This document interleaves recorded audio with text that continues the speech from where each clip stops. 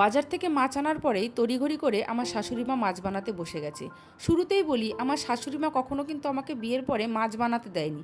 খুব দরকার বা অসুবিধা ছাড়া আমি কখনো বটি নিয়ে মাছ বানাতে বসিনি। তবে কলকাতায় করতে হয়েছে আমাকে দুই একবার। ননদরা সব সবজি টবজি কেটে দিচ্ছে আমাকে।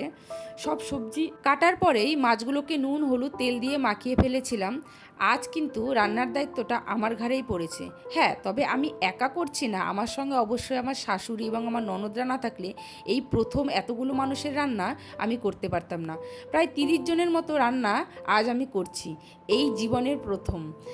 আজ আমাদের বাড়িতে আমার ননদ এবং ননদের হাজব্যান্ড এবং তার বাচ্চা কাচ্চারা এসেছে। রান্না তো এদিকে অলমোস্ট ডান।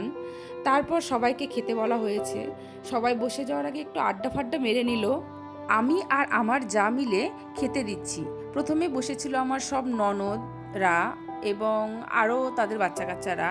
আমার কিন্তু লোকজনের সঙ্গে এইরকম সময় কাটাতে ভীষণ ভালো লাগে, তাতে একটুকু খারাপ লাগে না।